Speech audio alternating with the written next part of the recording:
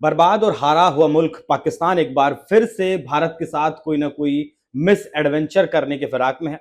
पहलगाम का हमला किया, उसके बाद ऑपरेशन सिंदूर में भारत ने जवाब दिया, सैकड़ों आतंकी मारे गए, 9 से ज्यादा आतंकियों के ठिकाने तबाह कर दिए गए। उसके बाद से पाकिस्तान लगातार इस कोशिश में है कि किसी भी तरह से भारत से बदला लिया जाए। भारत से बदला कैसे लेगा? सीधा लड़ाई तो पाकिस्तान लड़ नहीं सकता भारत के साथ, तो वो प्रॉक्सीज का इस्तेमाल करता है, जैसे मोहम्मद, लश्कर ए तैयबा, TAF। उसके साथ साथ अब वो डिजिटल वॉर में भी उतर चुका है। डिजिटली भी वो अब आतंकवादियों को तैयार कर रहा है। और जिस तरीके की घटनाक्रम भारत में चल रहा है, उससे ये तो साफ है कि पाकिस्तान कुछ ना कुछ बड़ा सोच रहा है, क्योंकि भारत में अब तक बहुत सारे आतंकियों के मॉड्यूल पकड़े गए हैं। फिलहाल आंध्र प्रदेश की आज बात करेंगे, क्योंकि आंध्र प्रदेश से भी एक ISIS का आतंकी मॉड्यूल पकड़ा गया है और ये मॉड्यूल बहुत अलग तरीके से काम कर रहा था। इस विषय पर चर्चा करने के लिए जो मेरे साथ मेहमान है वो सीधे मतलब आंध्र प्रदेश से हैं। आंध्र प्रदेश की राजनीति को, आंध्र प्रदेश को बहुत गहराई से जानते हैं। मेरे साथ मौजूद है हरिशरण देवगन सर, बहुत स्वागत आपका।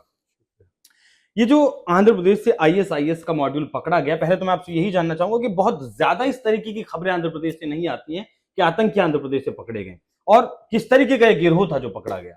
ये सवाल सीधा पाकिस्तान से रिलेट करता है। आपके सवालों से बात याद आई कि गीता में लिखा गया है कि जिसका जन्म हुआ है उसकी मृत्यु भी निश्चित है, जो उगा है ठीक है वो खत्म भी जरूर होगा। तो ये अगर हम इसकी बात करते हैं तो पाकिस्तान की जितनी भी कोशिश रही मुसलमान कौम को डाइवर्ट करने की, मुसलमान कौम को मिसगाइड करने की, तो उसका बहुत बड़ा हिस्सा हैदराबाद जरूर रहा है। हैदराबाद की बात करें बिकॉज मुस्लिम पॉपुलेशन बहुत ज्यादा है, सिकंदराबाद में मुस्लिम पॉपुलेशन बहुत ज्यादा है। आंध्रा अपने आप में एक बड़ी परसेंटेज में मुस्लिम रहते हैं और बिल्कुल भाई बन के रहते हैं, बिल्कुल भाइयों वाला। जिस वहां पे हिंदू मुस्लिम की लड़ाई ना के बराबर है, ना के बराबर मतलब वहां पे कास्ट बेस्ड हिंदू मुस्लिम की जो लड़ाई है उस पर राजनीति बहुत कम होती है।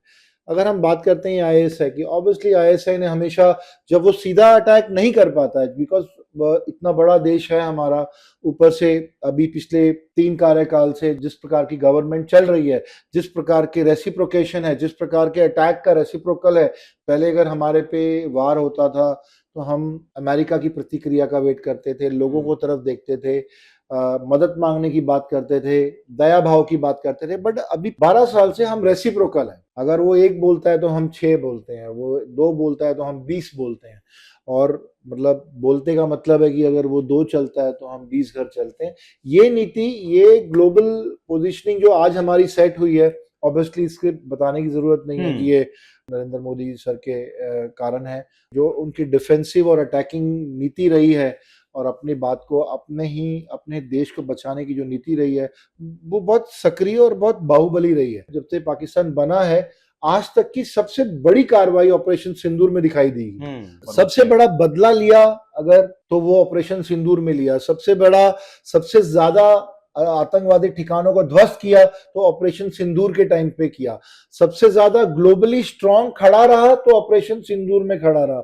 सबसे ज्यादा आउटस्पोकन रहा तो ऑपरेशन सिंदूर में रहा। सबसे ज्यादा रिजल्ट ओरिएंटेड रहा तो ऑपरेशन सिंदूर में रहा। इमोशनली, मेंटली और इकोनॉमिकली और फिजिकली अगर हम बात करें तो भारत देश ने ऑपरेशन सिंदूर में एक बात तो बहुत स्ट्रांगली मैसेज कन्वे किया है, पूरे देश, पूरे वर्ल्ड को एक मैसेज कन्वे किया है कि भारत चुप बैठने वाला भारत अब नहीं है। अब नया भारत है। हाँ। और जिस तरीके से ऑपरेशन सिंदूर में जो आपने बताया नुकसान पहुंचाया पाकिस्तान को, उसी का कहीं बदला लेने की फिराक में तो पाकिस्तान नहीं है। जिस तरीके से मॉड्यूल ये बात तो बहुत साफ है कि सीधा बॉर्डर पे आके लड़ना शायद उनको पता है, उनकी औकात नहीं है।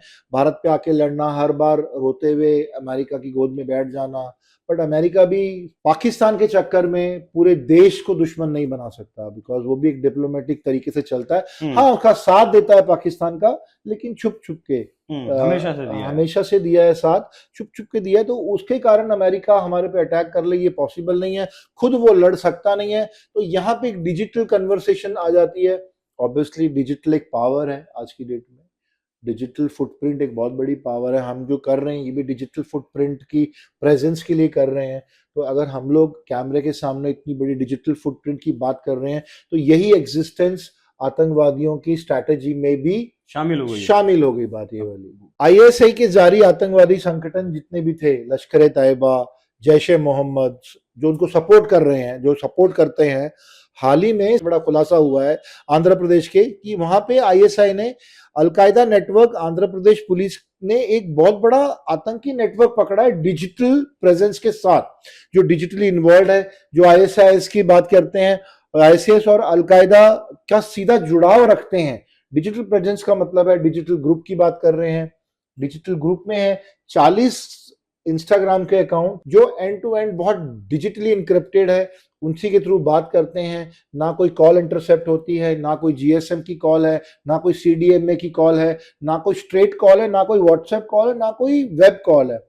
अब इंस्टाग्राम का एक सोशल प्लेटफॉर्म है, इतना बड़ा, करोड़ों की तादाद है, पूरी दुनिया इंस्टाग्राम के अंदर है, और खास करके इस अकाउंट में जब बात होती है तो ट्रेसेबिलिटी, जो साइबर ट्रेसेबिलिटी है, वो वीक हो जाती है। मतलब ये बिल्कुल गेहूं के गोडाउन में एक पत्थर ढूंढने जैसा, एक कंकड़ ढूंढने जैसा है। तो इसको आईएसआई जो जितने भी आतंकवादी संगठन है वो इस टाइप का प्लेटफॉर्म सिर्फ इसीलिए इस्तेमाल करते हैं कि एक तो बात कन्वेइंग जा सकती हो, दूसरा मोबिलाइजिंग इजी हो जाए। अगर 40 अकाउंट पकड़े, 40 संगठन उसमें इन्वॉल्व थे, उस एक संगठन में हजारों मुस्लिम नए बच्चे जो उनके अकाउंट होल्डर्स थे, फिर उस पे हेट्रेड स्पीच देना, मतलब दिखा क्या रहे हैं उसमें, ओसामा बिन लादेन की स्पीच? नो, इसमें है इंस्टीट्यूशन। 40 ग्रुप का मतलब है एक इंस्टीट्यूशन चला रहे हैं। हाँ। इंस्टीट्यूशन जो है, एक क्लासेस होती है जो आप स्कूल में पढ़ते हो, आप जाते हो, बोर्ड पे लिखा जाता है, ये एक है डिजिटल क्लास। अगर इंस्टाग्राम की बात करते हैं, जो ये आईएसआई ने जो संगठन पकड़ा है, ये संगठन नहीं है, ये इंस्टीट्यूशन पकड़ा है उन्होंने। उस इंस्टीट्यूशन के अंदर आप एक किसी बात को एक बोलते, तू चोर है, तू चोर है, तू चोर है, तू चोर है, तू चोर है, तो उसको एक दिन महसूस हो जाता है कि मैं शायद मैं सच में चोर हूं। ऐसे ही जब इस्लामिक कम्युनिटी में जब एक नई पहुंच आती है, एक नया बच्चा आता है, ठीक है, जब वो सदके के लिए, जब वो इस्लाम को पढ़ता है और जब वो कुरान को समझना शुरू करता है, होली, तब वहां एंटर करते हैं यहाँ के खादिम और लोकल मौलाना, जो इस तरफ मोड़ते हैं एक कवले बच्चे को, जो एक गीली मिट्टी की तरह होती है, जो कच्चा घड़ा होता है, जो जैसे मोड़ो वैसे मुड़ जाता है। वहां इस डिजिटल प्लेटफॉर्म की मदद होती है। और डिजिटल प्लेटफॉर्म क्या, मोबाइल, लैपटॉप, आईपैड, बहुत अट्रैक्टिव है, किताबें नहीं है इसके अंदर, इसके अंदर सब कुछ डिजिटल है।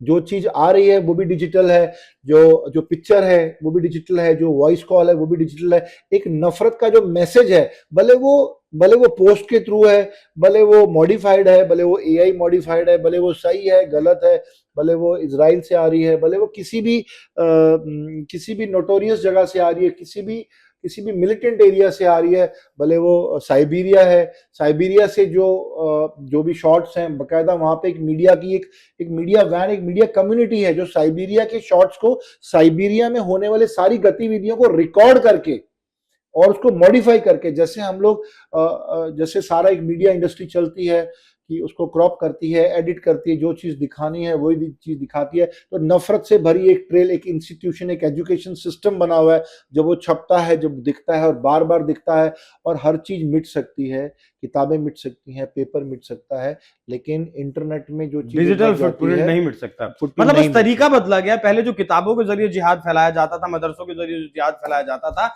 आजकल वो डिजिटल उसको कर दिया गया, क्योंकि कोई भी बच्चा होगा, वो छोटा बच्चा भी आजकल फोन का इस्तेमाल जरूर करता है। जैसे जैसे बड़ा होता है वैसे वैसे उसके भीतर जिहाद को फिलहाल ये लोग भरने का काम कर रहे हैं। आखिरी सवाल से, भारत सरकार कितनी तैयार है, भारतीय सेना कितनी तैयार है, भारत कर क्या रहा है पाकिस्तान को जवाब देने के लिए? भारत तैयारी 2014 से ही कर रहा है। अगर भारत तैयारी नहीं कर रहा होता तो ऑपरेशन सिंदूर इतना प्रबल, इतना जोरदार और इतना एग्जीक्यूटेबल और इतना इफेक्टिव नहीं होता।